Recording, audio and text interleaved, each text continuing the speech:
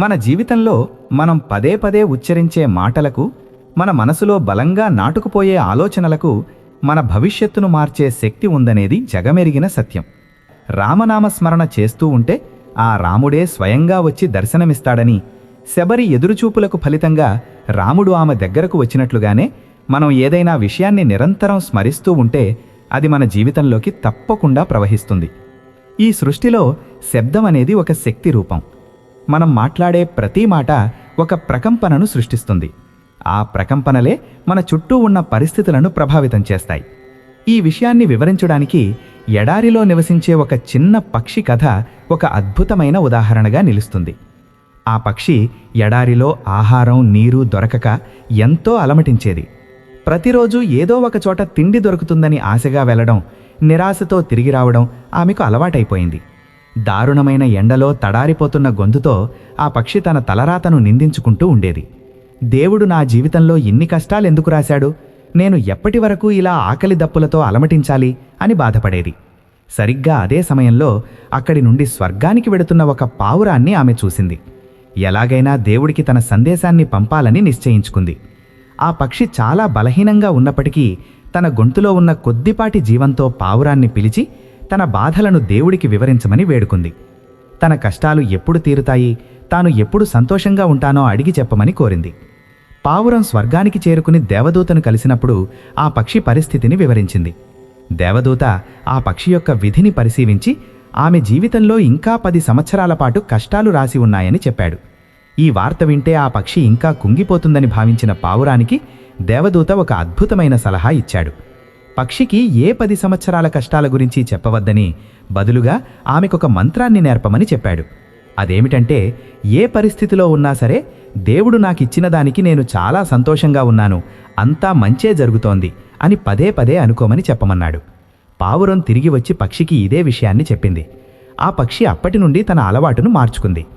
ఆహారం దొరికినా దొరకకపోయినా, ఎండ తీవ్రంగా ఉన్నా, నీరు అందకపోయినా ఆమె కేవలం ఒక్కటే మాట అనేది, అంతా చాలా బాగుంది, నేను చాలా సంతోషంగా ఉన్నాను. కొన్ని రోజులకు ఒక అద్భుతం జరిగింది. ఎడారిలో అకస్మాత్తుగా వర్షం కురిసి ఆమె ఉన్న చోట నీరు నిలిచింది. పక్షి కృతజ్ఞతతో దేవుణ్ణి వేడుకుంటూ తన మాటను కొనసాగించింది. 10 రోజుల తర్వాత పావురం మళ్లీ ఆ దారిలో వెళుతుంటే ఆ పక్షి ఎంతో ఉత్సాహంగా, ఆరోగ్యంగా ఉండటం చూసి ఆశ్చర్యపోయింది. 10 ఏళ్ల కష్టం 10 రోజుల్లో ఎలా తీరిపోయిందని దేవదూతనడిగితే ఆ పక్షి నిరంతరం దేవుడికి కృతజ్ఞతలు చెప్పడం వల్ల, ఆమె పలికిన సానుకూల మాటల వల్ల ఆమె కర్మలు కరిగిపోయాయని, ఆమె విధి మారిపోయిందని దేవదూత వివరించాడు. ఈ కథ మనకు నేర్పే పాఠం ఏమిటంటే, మన మాటలే మన ప్రపంచాన్ని సృష్టిస్తాయి. మీరొక ప్రయోగం చేసి చూడండి. కేవలం 10 నిమిషాల పాటు నాకు ఒళ్ళు నొప్పులుగా ఉన్నాయి, నేను చాలా అలసిపోయాను, నాకు ఏ పని చెయ్యాలనిపించడం లేదు అని పదే పదే అనుకోండి. 10 నిమిషాల తర్వాత మీ శరీరం నిజంగానే భారంగా అనిపిస్తుంది. మన శరీరంలోని ప్రతి కణం మనం మాట్లాడే మాటలను వింటుంది. మన ఆలోచనలకు అనుగుణంగా మన జీవక్రియలు స్పందిస్తాయి. నేను స్వయంగా అనుభవించిన ఒక సంఘటనను ఇక్కడ పంచుకోవాలి. ఒకసారి నేను వేరే నగరంలో పరీక్ష రాయడానికి వెళ్ళాను. సమయం చాలా తక్కువగా ఉంది. పైగా బస్టాండ్లో నాకు టాక్సీ దొరకలేదు. ఇంట్రో వాళ్ళు ఫోన్ చేసి అడుగుతుంటే నాకు టెన్షన్ పెరిగిపోయింది. కానీ నేను మనసులో ఒకటే అనుకున్నాను, నేను ఖచ్చితంగా సమయానికి చేరుకుంటాను, అంతా మంచే జరుగుతుంది. ఆశ్చర్యకరంగా ఒక టాక్సీ డ్రైవర్ నాకు దొరకడమే కాకుండా అతను షార్ట్కట్ దారిలో తీసుకెళ్లి సరిగ్గా 2 గంటల పరీక్ష అయితే 1:59 నన్ను ఎగ్జామ్ సెంటర్ ముందు దించాడు. లోపలికి వెళ్ళాక కూడా టీచర్లు నన్ను ఏమీ అనకుండా పేపర్ ఇచ్చారు. ఆ రోజు నేను సానుకూలంగా ఉండటం వల్లే పరిస్థితులు నాకు అనుకూలంగా మారాయని నేను నమ్ముతాను. మనం ఎప్పుడు అంతా మంచే జరుగుతుంది అని అనుకుంటూ ఉంటే విశ్వం మనకు సహాయం చేయడానికి సిద్ధంగా ఉంటుంది. మన జీవితంలో మనం ఎదుర్కొనే సమస్యలు మన దృక్పథం మీద ఆధారపడి ఉంటాయి. ఒక వ్యక్తి కష్టాల్లో ఉన్నప్పుడు నాకే ఎందుకు ఇలా జరుగుతోంది అని ప్రశ్నిస్తే ఆ కష్టం మరింత పెరుగుతుంది. అదే సమయంలో ఈ కష్టం నాకేదో నేర్పడానికి వచ్చింది, దీని నుండి నేను బయటపడతాను అని నమ్మితే మార్గం సుగమం అవుతుంది. సంకల్ప సిద్ధి అనేది కేవలం ఒక మూఢనమ్మకం కాదు, అది మన మెదడును మనం ఒక లక్ష్యం వైపు మళ్లించడం. మనం ఏదైనా విషయాన్ని పదే పదే చెబుతుంటే మన ఉపచేతన మనస్సు దాన్ని నిజమని నమ్ముతుంది. ఒకసారి అది నమ్మితే ఆ విషయాన్ని నిజం చేయడానికి అవసరమైన అవకాశాలను, వ్యక్తులను మన జీవితంలోకి ఆకర్షిస్తుంది. నేనొక ట్రిప్కి వెళ్ళినప్పుడు హోమ్స్టే దొరకదని నా స్నేహితులు భయపడ్డారు. కానీ నేను మాత్రం తప్పకుండా దొరుకుతుంది, వెతుకుదాం అని గట్టిగా నమ్మాను. చివరికి మాకు ఊహించిన దానికంటే అద్భుతమైన బస దొరికింది. ఇది నా నమ్మకం వల్ల జరిగిందని నేను గట్టిగా నమ్ముతాను. మన మాటలకున్న పదును కత్తి కంటే ఎక్కువ. అది మనసులను గాయపరచగలదు, అలాగే గాయపడిన మనసులను నయం కూడా చేయగలదు. మీ మాటలతో మిమ్మల్ని మీరు నయం చేసుకోండి. మీ జీవితాన్ని ఒక అద్భుత కావ్యంలా మార్చుకోండి. సానుకూల దృక్పథం అనేది ఒక అలవాటు. దాన్ని నిరంతరం ప్రాక్టీస్ చేస్తూ ఉంటే అది మీ సహజ స్వభావంగా మారిపోతుంది. సానుకూలత అనేది కేవలం ఒక ఆలోచన మాత్రమే కాదు, అది ఒక జీవన విధానం. మనం ఏదైనా ఒక విషయాన్ని నమ్మి దాని గురించి పదే పదే మాట్లాడుతున్నప్పుడు మన మెదడులోని నరాలు ఆ దిశగా ఉత్తేజితమవుతాయి. దీనినే సైన్స్ పరిభాషలో న్యూరోప్లాస్టిసిటీ అని కూడా అంటారు.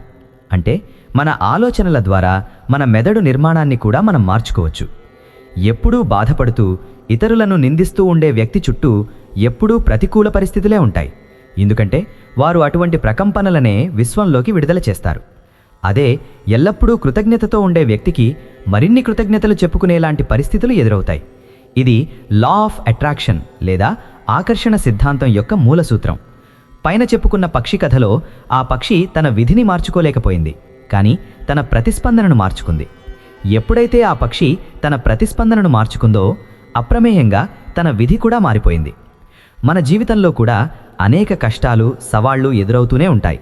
అయితే ఆ సవాళ్లను చూసి మనం ఎలా మాట్లాడుతున్నాం అనేది ముఖ్యం. మనం చేసే వ్యాపారంలో నష్టం వచ్చినా, ఉద్యోగంలో సమస్యలు ఎదురైనా, సంబంధ బాంధవ్యాలలో ఇబ్బందులు ఉన్నా మనం పలికే మాటలు సానుకూలంగా ఉండాలి. ఈరోజు కాకపోయినా రేపైనా అంతా సర్దుకుంటుంది, నేను దీని నుండి ఏదో ఒకటి నేర్చుకుంటున్నాను అని భావించడం వల్ల మనలో ఆత్మవిశ్వాసం పెరుగుతుంది. ఆ ఆత్మవిశ్వాసమే మనల్ని ముందుకు నడిపిస్తుంది. మనలో చాలామందికి ఒక అలవాటు ఉంటుంది. ఏదైనా చిన్న పొరపాటు జరిగితే చాలు, నాకెప్పుడూ ఇంతే, నా అదృష్టం బాగాలేదు అని నిట్టూరుస్తారు. ఇలా అనడం వల్ల మనం మన మనసుకి ఒక సంకేతాన్ని ఇస్తున్నాం. ఆ సంకేతం ఏమిటంటే మనం ఓడిపోవడానికి సిద్ధంగా ఉన్నాం అని. దానికి బదులుగా పర్వాలేదు, నెక్స్ట్ టైం నేను ఇంకా బాగా చేస్తాను అని అనుకోవడం వల్ల మన మనస్సు తదుపరి ప్రయత్నానికి మరింత శక్తిని పుంజుకుంటుంది. జీవితం అనేది ఒక ప్రయాణం. ఇందులో ఎత్తుపళ్ళాలు ఉండటం సహజం. కానీ ఆ ప్రయాణాన్ని మనం ఎంత సంతోషంగా గడుపుతున్నాం అనేది మన చేతుల్లోనే ఉంది. మనం పలికే ప్రతి మాట ఒక విత్తనం లాంటిది. మీరు మీ జీవితం అనే తోటలో ఎలాంటి విత్తనాలు వేస్తున్నారో ఒక్కసారి ఆలోచించండి. నిరంతరం నెగటివ్ మాటలు మాట్లాడుతూ ఉంటే మీ జీవితం ముళ్ళ పొదలా మారుతుంది. అదే సానుకూలమైన, కృతజ్ఞతతో కూడిన మాటలు మాట్లాడితే మీ జీవితం పూలవనంలా వికసిస్తుంది. మీ శరీరంలోని ప్రతి అణువు మీ మాటలకు లోబడి ఉంటుంది. కాబట్టి మీ గురించి మీరు తక్కువగా మాట్లాడకండి. నేను దేనికి పనికిరాను లేదా నాకు అదృష్టం లేదు అనే మాటలను మీ నిఘంటువు నుండి తొలగించండి. దానికి బదులుగా నేను శక్తివంతుడిని, నా జీవితంలో అద్భుతాలు జరుగుతున్నాయి, నేను సంతోషంగా ఉన్నాను అని చెప్పుకోండి. మనసులో దృఢనిశ్చయం ఉంటే విశ్వంలో ఉన్న ఏ శక్తి మిమ్మల్ని ఆపలేదు. నిరంతరం మంత్రంలాగా మంచి మాటలను జపిస్తూ ఉండండి. మీ మాటలే మీ భవిష్యత్తుకు పునాదులు. ప్రతిరోజు ఉదయం నిద్రలేవగానే ఈ రోజంతా నాకు మంచే జరుగుతుంది అని ఒక సంకల్పం తీసుకోండి. రాత్రి పడుకునే ముందు రోజంతా జరిగిన మంచి విషయాలకు కృతజ్ఞతలు తెలుపుకోండి. ఈ చిన్న మార్పు మీ జీవితంలో ఊహించని పెద్ద మార్పులను తీసుకువస్తుంది. మాటలు కేవలం శబ్దాలు కావు, అవి మీ జీవితాన్ని నిర్మించే ఇటుకలు. ఆ ఇటుకలతో ఒక అందమైన భవిష్యత్తును నిర్మించుకోండి. మనసులో నమ్మకం ఉంచి గట్టి సంకల్పంతో చేసే ఏ పనైనా విజయవంతమవుతుంది. మీ మాటల శక్తిని గుర్తించి దాన్ని మీ ఎదుగుదలకు ఉపయోగించుకుంటారని ఆశిస్తున్నాను.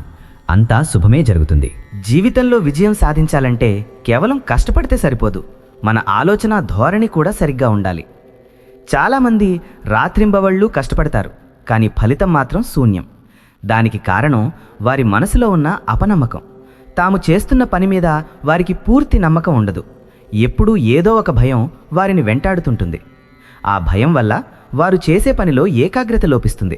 దీనివల్ల ఫలితాలు కూడా ఆశాజనకంగా ఉండవు. అదే ఒక వ్యక్తి తన పని మీద పూర్తి నమ్మకంతో, సానుకూల మాటలతో ముందుకు సాగితే ప్రకృతి కూడా అతనికి సహకరిస్తుంది. నేను నా వ్యక్తిగత జీవితంలో చూసిన అనేక సందర్భాలలో సానుకూల మాటలు పలకడం వల్ల అసాధ్యమైన పనులు కూడా సులభంగా జరిగిపోయాయి. ఉదాహరణకు, ఒక క్లిష్టమైన ప్రాజెక్ట్ సమయంలో అందరూ అది సాధ్యం కాదని చేతులెత్తేసినప్పుడు నేను మాత్రం మనం దీన్ని చెయ్యగలము, మార్గం దొరుకుతుంది అని పదే పదే నమ్మాను. ఆశ్చర్యకరంగా ఆఖరి నిమిషంలో ఒక అద్భుతమైన ఐడియా తట్టి ప్రాజెక్ట్ సక్సెస్ అయింది. ఇది కేవలం మాటల వల్ల జరిగిన మాయచాదు, ఆ మాటల వల్ల మనసులో కలిగిన ప్రేరణ వల్ల జరిగిన మార్పు. మనం సానుకూల మాటలు మాట్లాడినప్పుడు మన శరీరం ఎండార్ఫిన్లను విడుదల చేస్తుంది. ఇవి మనల్ని ఉత్సాహంగా ఉంచుతాయి. దీనివల్ల మన పని సామర్థ్యం పెరుగుతుంది. ఒత్తిడి తగ్గుతుంది, ఆరోగ్యం కూడా మెరుగుపడుతుంది. వ్యాధుల బారి నుండి రక్షించుకోవడానికి కూడా సానుకూల ఆలోచనలు ఎంతో అవసరం. క్యాన్సర్ వంటి ప్రాణాంతక వ్యాధులతో పోరాడి గెలిచిన ఎందరో వ్యక్తులు వారి గెలుపుకు ప్రధాన కారణం వారి సంకల్పం మరియు వారు చెప్పుకున్న సానుకూల మాటలే అని చెబుతారు. నేను త్వరగా కోలుకుంటాను, నేను ఆరోగ్యంగా ఉన్నాను అని నిరంతరం చెప్పుకోవడం వల్ల వారిలో రోగనిరోధక శక్తి పెరిగి మందులు కూడా బాగా పనిచేస్తాయి. అందుకే వైద్యులు కూడా రోగిని మానసిక స్థైర్యంతో ఉండమని చెబుతుంటారు. మన మాటలు కేవలం మనకే కాదు, ఇతరులకు కూడా ఊరటనివ్వాలి. మన చుట్టూ ఉన్న వ్యక్తులతో మనం మాట్లాడే విధానం వారి జీవితాలను కూడా ప్రభావితం చేస్తుంది. ఒక నిరాశలో ఉన్న వ్యక్తికి నువ్వు చెయ్యగలవు, నీకు ఆ సామర్థ్యం ఉంది అని చెప్పడం ద్వారా మీరు అతనిలో ఒక కొత్త ఆశను చిగురింపజేస్తారు. అది మీరు చేసే అతి పెద్ద దానం. లోకంలో ఎన్నో రకాల దానాలున్నాయి, కానీ అభయదానం లేదా ధైర్యాన్నిచ్చే మాట అన్నిటికంటే మిన్న. మనం ఇతరులకు సానుకూలతను పంచినప్పుడు అది తిరిగి మన వద్దకు రెట్టింపు వేగంతో చేరుతుంది. ప్రపంచం ఒక అద్దం లాంటిది. మీరు ఏమి చూపిస్తే అదే మీకు కనిపిస్తుంది. మీరు ద్వేషం చూపిస్తే ద్వేషం, ప్రేమ చూపిస్తే ప్రేమ తిరిగి వస్తాయి. అలాగే మీరు ఆశను పలికితే అదృష్టం వస్తుంది, నిరాశను పలికితే కష్టాలు వస్తాయి. మనం చేసే ప్రతి పనిలోనూ ఒక ఆధ్యాత్మిక కోణం ఉంటుంది. మన సంప్రదాయంలో ఏదైనా పని మొదలుపెట్టే ముందు ఓంకారంతో లేదా ప్రార్థనతో ప్రారంభిస్తాం. దీని వెనక ఉద్దేశం ఏమిటంటే ఆ పనిలో సానుకూల శక్తులను ఆహ్వానించడం. మనం పలికే మంత్రాలు లేదా ప్రార్థనలు మన మనస్సును ప్రశాంతంగా ఉంచి ఆ పని మీద మన దృష్టిని కేంద్రీకరిస్తాయి. ఆ పక్షి కథలో గురువుగారు రామనామం స్మరించమని చెప్పడంలో ఆంతర్యం కూడా అదే. దైవనామ స్మరణ మనలోని అహంకారాన్ని తొలగించి మనల్ని వినమ్రంగా మారుస్తుంది. ఎప్పుడైతే మనం అహంకారాన్ని వీడి ప్రకృతికి శరణాగతి చెందుతావో అప్పుడు ప్రకృతి రహస్యాలు మనకు బోధపడతాయి. మన జీవితంలోని సమస్యలు కూడా ప్రకృతిలో ఒక భాగమే. వాటిని ఎదిరించడం కంటే వాటిని అర్థం చేసుకుని వాటి నుండి పాఠాలు నేర్చుకుని ముందుకు సాగడం ఉత్తమం. ఎప్పుడైతే ఆ పక్షి దేవుడు నాకిచ్చిన దానికి నేను సంతోషంగా ఉన్నాను అని అనిందో ఆమె తన కష్టాలతో పోరాడటం మానేసి ఉన్నదానిలో తృప్తిని వెతుక్కుంది. ఆ తృప్తి నుండే ఆమెకు శక్తి లభించింది. ఆ శక్తి ఆమె విధిని మార్చేసింది. ఇది అందరికీ వర్తించే సూత్రం. మనకు లేని దాని గురించి బాధపడటం కంటే ఉన్నదానిని అభినందించడం వల్ల మన జీవితంలో సమృద్ధి పెరుగుతుంది. మన మాటలలో ఎప్పుడూ కృతజ్ఞత ఉండాలి. మనం తింటున్న అన్నం, పీలుస్తున్న గాలి, మనకున్న ఇల్లు, మనల్ని ప్రేమిస్తున్న కుటుంబం, ఇవన్నీ భగవంతుడు మనకిచ్చిన వరాలు. వాటిని గుర్తించి కృతజ్ఞతతో ఉండటం వల్ల మనం మరింత సానుకూలతను ఆకర్షిస్తాం. చాలామంది ఎప్పుడూ ఫిర్యాదులు చేస్తూ ఉంటారు. ఎండ ఎక్కువగా ఉందని, ట్రాఫిక్ ఎక్కువగా ఉందని, జీతం తక్కువగా ఉందని, ఇలా ప్రతిదానికి వంకలు వెతుకుతారు. ఇలా చేయడం వల్ల వారు తమ చుట్టూ ఒక నెగటివిటీ వలయాన్ని సృష్టించుకుంటారు. ఆ వలయంలో ఉండి వారు ఎప్పటికీ సంతోషాన్ని పొందలేరు. దానికి బదులుగా ప్రతికూలతలో కూడా సానుకూలతను వెతకడం అలవాటు చేసుకోవాలి. ట్రాఫిక్లో చిక్కుకున్నప్పుడు చిరాకు పడకుండా ఆ సమయంలో మంచి సంగీతం వినడం లేదా మనకు నచ్చిన విషయాల గురించి ఆలోచించడం ద్వారా ఆ సమయాన్ని సద్వినియోగం చేసుకోవచ్చు. అలా చేయడం వల్ల మన ఆరోగ్యం పాడవదు, మన మనసు కూడా ప్రశాంతంగా ఉంటుంది. మీ జీవితం మీ ఆలోచనల ప్రతిబింబం. మీరు మీ జీవితాన్ని ఎలా తీర్చిదిద్దుకోవాలనుకుంటున్నారో ఆ దిశగా మీ మాటలను మలుచుకోండి. ప్రతిరోజు ఒక 10 నిమిషాల పాటు ఒంటరిగా కూర్చొని మీ లక్ష్యాల గురించి, మీ ఆశల గురించి సానుకూలంగా మాట్లాడుకోండి. వాటిని ఒక డైరీలో రాసుకోండి. మీరు రాసే ప్రతి అక్షరం ఒక ఆజ్ఞ లాంటిది. అది ఈ విశ్వానికి చేరాలి. విశ్వం మీ కోరికను తీర్చడానికి సిద్ధంగా ఉంది. కానీ మీరు దాన్ని స్పష్టంగా, సానుకూలంగా అడగాలి. సందేహాలు, భయాలు మీ ప్రార్థనలకు అడ్డంకులు. వాటిని పక్కన పెట్టి పూర్తి విశ్వాసంతో ముందుకు సాగండి. మీరు మాట్లాడే ప్రతి మాటలో ఒక దైవిక శక్తి ఉందని గుర్తించండి. ఆ శక్తిని మీ అభ్యున్నతికి, లోక కళ్యాణానికి ఉపయోగించండి. అప్పుడు మీ జీవితం ధన్యమవుతుంది. మీరు పలికే ప్రతి మాట ఒక వెలుగులా మారి మీ దారిని ప్రకాశింపజేయాలి. చీకటిని చూసి భయపడటం కంటే ఒక చిన్న దీపాన్ని వెలిగించడం మిన్న. ఆ దీపమే మీ సానుకూల మాట. అది మీ జీవితంలోని చీకట్లను పారద్రోలి మీకు కొత్త వెలుగునిస్తుంది. ఎల్లప్పుడూ సంతోషంగా ఉండండి. ఇతరులను సంతోషపెట్టండి. మీ మాటలతో సమాజంలో మార్పు తీసుకురండి. ఒక చిన్న పక్షి తన విధిని మార్చుకోగలిగినప్పుడు బుద్ధిజీవులమైన మనం ఎందుకు మార్చుకోలేము? తప్పకుండా సాధ్యమవుతుంది. మీరు నమ్మండి, పలకండి, అనుభవించండి. జీవితం చాలా విలువైనది. దాన్ని సానుకూలతతో నింపండి. నిరంతరం అంతా బాగుంది, అంతా మంచే జరుగుతోంది అని జపిస్తూ ఉండండి. ఈ ప్రపంచంలో మీరు కోరుకున్నవన్నీ మీకు లభిస్తాయి. నమ్మకమే మీ ఊపిరి కావాలి. సానుకూలతే మీ బాట కావాలి. అప్పుడే మీరు అసలైన విజేతలుగా నిలుస్తారు. ఈ సందేశం మీలో కొత్త ఉత్సాహాన్ని నింపుతుందని, మీ జీవితంలో గొప్ప మార్పులకు నాంది పలుకుతుందని ఆశిస్తున్నాను. ధన్యవాదాలు. అంతా మంచే జరుగుతుంది. మీ సంకల్పం నెరవేరుతుంది. మీ మనసులో ఉన్న దృఢ నిశ్చయమే మీ విజయానికి తొలిమెట్టు. ముందుకు సాగండి. విజయం మీదే. మీ మాటల శక్తిని తక్కువ అంచనా వేయకండి. అది ఈ ప్రపంచాన్నే మార్చగలదు. మీ జీవితాన్ని మార్చడం దానికొక చిన్న విషయం మాత్రమే. సానుకూలతతో నిండిన మీ ప్రయాణం సుఖమయం కావాలి.